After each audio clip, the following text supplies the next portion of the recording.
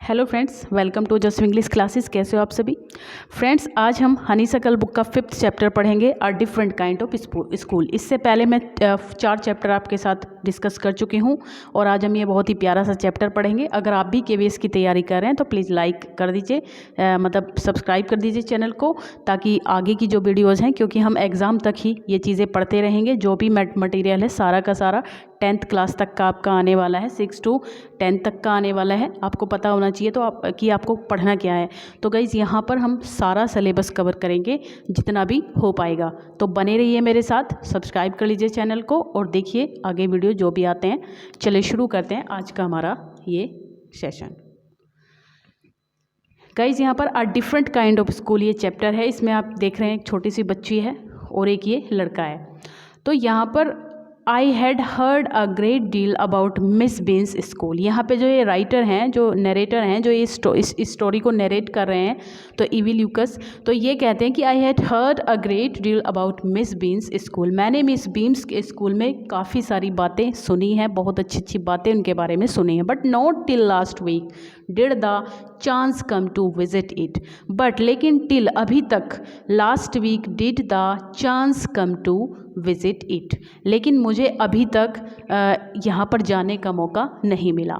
When I arrived there, तो last week अब तक नहीं मिला था, लास्ट वीक मुझे यहाँ पे जाने का मौका मिला, ये कह रहे हैं नरेटर। तो when I arrive there was no one in sight but a girl of about 12। जब मैं वहाँ पे पहुँचा या फिर मैं वहाँ पे आया तो वहाँ पर एक लड़की के अलावा, जो 12 साल की थी लगभग, उसके अलावा और कोई मुझे नज़र नहीं आया। हर eyes were covered with a bandage, उसकी जो आंखें थी वो एक पट्टी से ढकी हुई थी, जैसा कि आप इस पिक्चर में देख रहे हैं। And she was being laid carefully between the flower beds by a little boy, और उसके द्वारा बहुत ही जो carefully between the flower beds, मतलब दोनों तरफ जो फुलवारियाँ होती हैं उनके बीच से एक लड़के के द्वारा उसको बहुत ही ध्यानपूर्वक पकड़ के लाया जा रहा था। Who was about 4 years younger, जो कि उससे, और बींग लेड मतलब वो भी कैसा था, लेड था। तो यहाँ पे हु, लेड का मतलब लाना ही होता है वैसे, है ना, लेड ला रहा था उसको। तो who was about 4 years younger, जो उससे कम से कम 4 साल छोटा था। सी स्टॉप्ड, वह रुक गई। And it looked like she asked him who had come, और जैसे ऐसा लग रहा था जैसे उसने उस लड़के से पूछा है, छोटे लड़के से, कि यहाँ पे कौन आया है। He seemed to be describing me to her, और वो लड़का मुझे उसके सामने डिस्क्राइब कर रहा था, मेरा वर्णन कर रहा था। ठीक है, तो देन दे पास्ड ऑन, फिर वो वहाँ से गुजर गए। Miss beam was all that I had expected, miss beam बिल्कुल वैसी ही थी जैसा कि मैंने उम्मीद की थी, एक्सपेक्ट किया था। मिडल एज्ड थी वो, मिडल एज्ड 40 to 50 के बीच में जो लोग होते हैं उनको मिडल एज्ड माना जाता है। Full of authority yet kindly, दयालु भी थी, फुल ऑफ ऑथॉरिटी थी, एंड अंडरस्टैंडिंग भी थी बहुत ज़्यादा। Her hair was beginning to turn grey, उनके जो बाल थे वो ग्रे होना शुरू हो गए थे, मतलब वो उनके बाल जो थे वो सफ़ेद होना शुरू हो गए थे। And she had the kind of plump figure that I likely to be comforting to a homesick child, और and she had the kind of plump figure, और वो बहुत ज़्यादा दयालु थी, बिल्कुल ऐसे तरह likely to be comforting to a homesick child, जैसे उन बच्चों के लिए बहुत दयालु थे जो अपने घर को बहुत याद करते थे। होमसिक होता है जो जिनको अपने घर की बहुत याद आती है, बहुत ही कहीं घर से बाहर जाने में उनको मुसीबत लगती है, उनको अच्छा नहीं लगता है, तो ऐसे बच्चों के लिए वो बहुत काइंड थी। आई आस्क्ड, मैंने उनसे पूछा, सम क्वेश्चंस, कुछ क्वेश्चन मैंने उनसे पूछे, अबाउट हर टीचिंग मेथड्स, उनके टीचिंग मेथड्स के बारे में। तो which I had heard was simple, जो मैंने सुना था वो बहुत ही साधारण था। चलिए, no more than is needed to help them to learn how to do things, no more than is needed, मतलब नो मोर देन, हमें ज़्यादा कुछ ज़रूरत नहीं होती है सहायता करने के लिए उनकी, टू लर्न, सीखने में, हाउ टू डू थिंग्स, कि चीज़ों को कैसे करना है। Simple spelling, adding, subtracting, multiplying and writing, है ना। ज़्यादा मेहनत हमें नहीं करनी पड़ती है, हमें ज़्यादा कुछ नहीं चाहिए उनको सिखाने के लिए। बस क्या चाहिए, हमने उनको spelling, adding, subtracting, multiplying, writing, ये सब कुछ सिखाना है। The rest is done by reading to them and by interesting talks. बाकी तो अपने आप सीख लिया जाता है रीडिंग के द्वारा और इंटरेस्टिंग बातों के द्वारा। तो during which they have to sit still and keep their hands quiet, which they have to sit still and keep their hands quiet. There are practically no other lessons. मतलब हमारे पास केवल प्रैक्टिकली व्यावहारिक lessons होते हैं, हमारे पास और कुछ नहीं होता है। हम किताबों से नहीं सिखाते हैं, ये बैठ के बातें करते हैं, गपशप करते हैं, टॉक्स करते हैं, उसी के थ्रू ये सीखते हैं।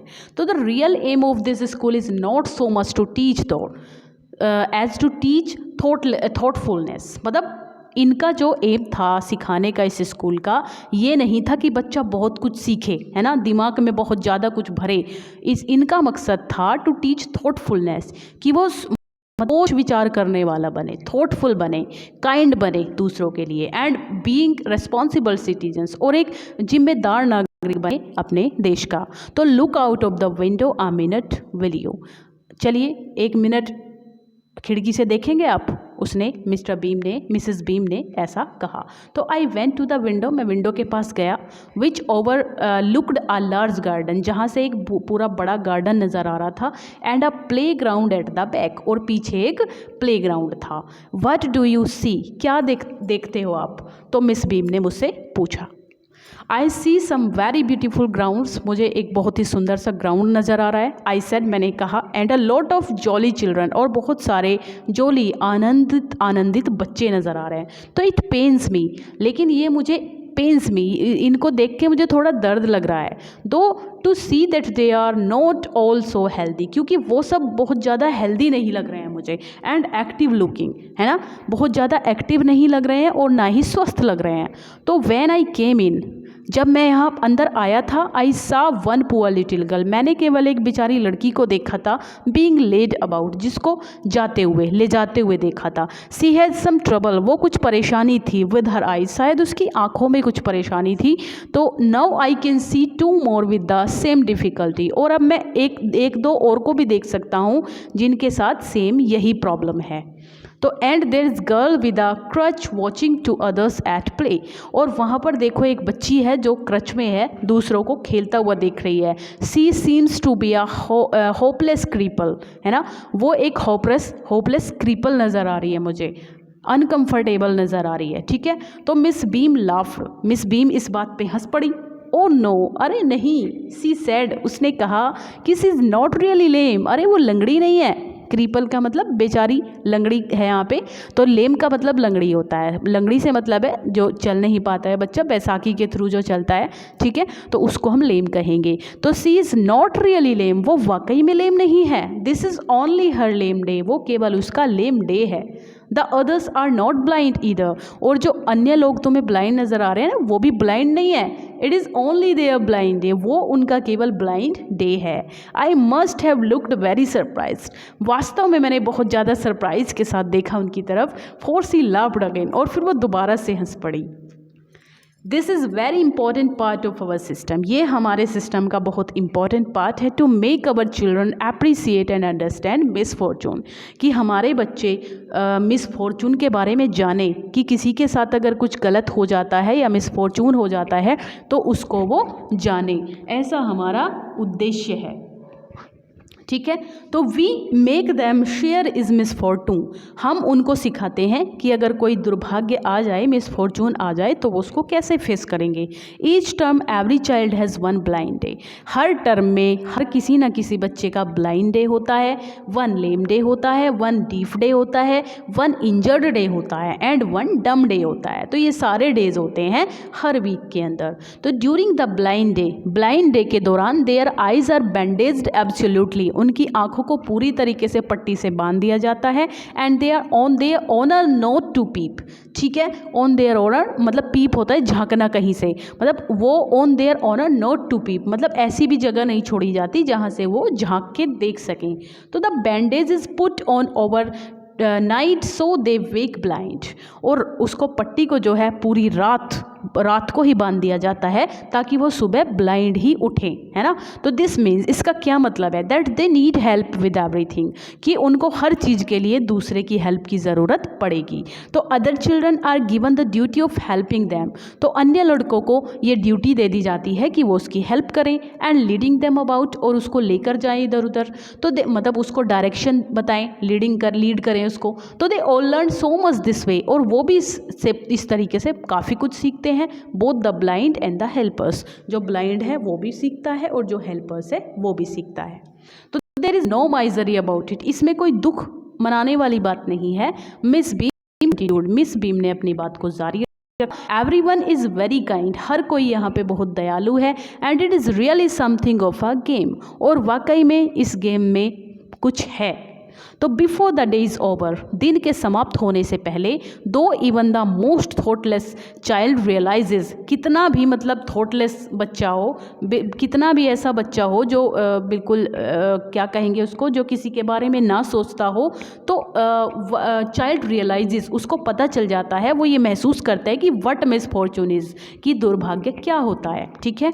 तो the blind day of course really the worst, ये सबसे वाकई में सबसे ज़्यादा खराब होता है। But some of the children tell me, कुछ बच्चों ने मुझे बताया है कि that the dumb day is the most difficult, कि जो डम है, डम क्या होता है गाइस, इसमें बोलना नहीं होता, डम मीन्स गूंगा, तो वो बहुत ज़्यादा डिफ़िकल्ट होता है। जिन्होंने उसको फेस किया उन्होंने उसको डिफ़िकल्ट बताया। तो we can not bandage the children's mouths, क्योंकि हम बच्चे के माउथ को तो बांध नहीं सकते हैं। So they really have to exercise their willpower, इसलिए उनको अपनी विल पावर पे काम करना पड़ता है। मतलब कोई उनको उनके ऊपर हंस देगा, कोई उनको कुछ बोल देगा, लेकिन उनको बोलना नहीं है, इतना उनको अपनी विल पावर को कंट्रोल करके रखना पड़ता है। तो कम इनटू द गार्डन में आओ and see for yourself, अपने आप देखो कि how the children feel about it, कि बच्चे कैसा महसूस करते हैं।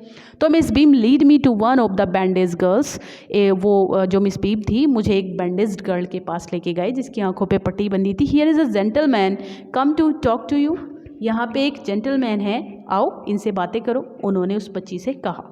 तो said Miss Beam and left her, और वो मुझे वहीं पे छोड़कर चली गई। तो डोंट यू एवर पीप, क्या तुम झांक नहीं सकती हो इसमें से कभी? तो आई आस्क्ड द गर्ल, मैंने उस बच्ची से पूछा। ओह नो, अरे नहीं, सी एक्सक्लेम्ड, उसने एक्सक्लेमेशन के साथ कहा। दैट वुड बी चीटिंग, ये तो चीटिंग होगी ना। But I had no idea, लेकिन मुझे कोई आइडिया भी नहीं था। It was so awful to be blind, कि ब्लाइंड होना इतना ज़्यादा ऑफुल होगा, मतलब इतना ज़्यादा ख़राब होगा। तो you can't see a thing, आप एक भी चीज़ नहीं देख सकते हो, ठीक है, आप एक भी चीज़ नहीं देख सकते हो। तो यहाँ पे ये कह रही है, तो you feel you are going to be hit by something every moment, तुमको ऐसा लगेगा जैसे हर मोमेंट पे तुम कहीं ना कहीं तुम गिर सकते हो, तुमको चोट लग सकती है। तो it's such a relief just to sit down, बस केवल एक रिलीफ है कि बैठ जाओ आराम से, ठीक है। काइंड टू यू, क्या तुम्हारे जो मैंने कि क्या सारे जो हेल्पर्स हैं वो तुम्हारी हेल्प करते हैं, दयालु हैं तुम्हारे प्रति? आई आस्क्ड, मैंने पूछा। फेयरली, हाँ अच्छे हैं, but they are not so careful, लेकिन वो इतने ज़्यादा केयरफुल नहीं है। As I shall be with it's my turn, जितना मैं अपने टर्न पे थी जब मैं हेल्पर थी। तो those that have been blind already are the best helper, जो पहले ही ब्लाइंड डे जिनका हो चुका है ना, वो ज़्यादा अच्छे हेल्पर्स साबित होते हैं। तो इट्स परफेक्टली गेस्टली नॉट टू सी, है ना, I wish you would try. तो इट परफेक्टली, ये बहुत पूरे तरीके से मतलब देखा नहीं जा सकता बिल्कुल भी, तो पूरे तरीके से ख़राब है। I wish you had try, आपको ट्राई करना चाहिए। आई विश कि आप इस चीज़ को महसूस कर पाते, वो ये कह रही है। तो शैल आई लीड यू एनीवेयर, क्या मैं तुमको कहीं पर ले चलूँ? आई आस्क्ड, मैंने पूछा उससे। ओ येस, अरे हाँ, सी सेड, उसने कहा। Let's go for a little walk, चलिए थोड़ी दूर चलते हैं। तो only you must tell me, केवल तुम मुझे ये बताओ कि अबाउट थिंग्स, चीज़ों के बारे में बताना आप मुझे, है ना, कि कहाँ पर क्या है, कहाँ मुझे चलना है। I shall be so glad when today is over, मैं बहुत ज़्यादा खुश हो जाऊँगी जब आज का दिन ख़त्म हो जाएगा। The other bad days can't be half as bad as this, और कोई दिन इतना बुरा नहीं होगा, मतलब इससे आधा भी बुरा नहीं होगा जितना ये आज का दिन है। तो ऐसा वो कह रही है। तो having a leg light up, अपना एक वो बैसाखी लेकर के एक टांग पे चलना होता है उसको, and holding about on a crutch is almost fun, है ना, कि बैसाखी को लेकर चलना, एक पैर पे चलना, ये तो केवल एक मज़ा है ना, इसमें कोई दिक्कत वाली बात नहीं है। एंड मतलब बिकॉज यू कांट ईट, कहाँ पे थे, sorry guys, having an arm tied up is a bit more troublesome.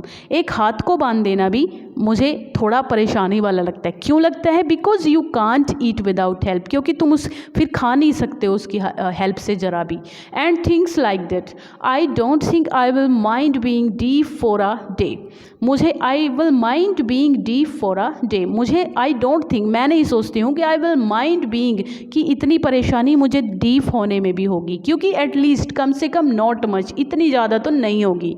But being blind, लेकिन अंधे होना इज़ सो फ्राइटनिंग, ये बहुत डरावना है। My head x all the time, मेरा सर दर्द करता रहता है पूरे समय, जस्ट फ्रॉम वरिंग, ये इस डर की वजह से, that I will get hurt, कि कहीं मैं चोट ना लग जाए मुझे, है ना। तो वेयर आर वी नाउ, अब हम कहाँ हैं, उसने ऐसा पूछा। तो इन द प्लेग्राउंड, प्लेग्राउंड में। आई सेड, मैंने कहा। We are walking towards the house, हम घर की तरफ जा रहे हैं। Miss Beam is walking up and down the garden. Miss Beam, मैंने मतलब वो जो नरेटर था वो एक्सप्लेन कर रहा था उसके सामने कि जो मिस बीम है वो ऊपर नीचे जा रही हैं विद अ टॉल गर्ल, एक लंबी लड़की के साथ। What is the girl wearing, तो उस लड़की ने तुरंत पूछा कि लड़की क्या पहन रही है। माई लिटिल फ्रेंड आस्क्ड, उस छोटी बच्ची ने पूछा। अ ब्लू कॉटन स्कर्ट, एक ब्लू रंग की स्कर्ट पहनी है, एंड अ पिंक ब्लाउज पहना है। तो आई थिंक मिली, मुझे लग रहा है ये मिली है। सी सेड, उसने कहा। What colour is her hair, उसके बालों का रंग कैसा है। वेरी लाइट, मैंने कहा वेरी लाइट। तो येस दैट्स मिली, हाँ ये पक्का मिली है। She is the head girl, ये हेड गर्ल है हम सब की। That's an old man typing a process, यहाँ पे एक ओल्ड मैन भी है जो फूलों को काट रहा है। टाई मतलब मैन टाइंग अप, मतलब ऊपर से काट छाट कर रहा है फूलों की। तो आई सेड, मैंने कहा। तो येस दैट्स पीटर, हाँ ये पीटर है। ही इज़ अ गार्डनर, ये हमारा माली है। तो is hundreds of years old, ये हज़ारों वर्ष पुराना है। तो and here comes a girl, यहाँ पे एक लड़की भी आई है विद कर्ली रेड हेयर, जिसके कर्ली रेड हेयर हैं। सी इज़ नो क्रचेज, वो crutch, she is on crutches, वो क्रच में है। तो दैट्स अनीता, हाँ वो अनीता है। तो उस लड़की ने ये कहा। एंड वी वॉकड ऑन, और इस तरीके से हम चलते गए। ग्रेजुअली, एक के बाद एक आई डिस्कवर्ड, मैं उसे बताता गया सारी बातें। That I was 10 times more thoughtful than I ever thought I could be. और उस दिन मैं जितना थॉटफुल होता था ना रोज़, मैं उससे कम से कम 10 गुना थॉटफुल था जब मैंने वो दिन पास कर लिया। आई ऑल्सो रियलाइज, मुझे वाकई में ये महसूस हुआ कि that if I had to describe people, कि मैंने किस प्रकार से वर्णन किया लोगों का, and things to someone else, किसी और के लिए किस प्रकार से मैंने चीज़ों को डिस्क्राइब किया। It made them more interesting to me, और ये चीज़ मेरे लिए बहुत ज़्यादा रुचिकर थी।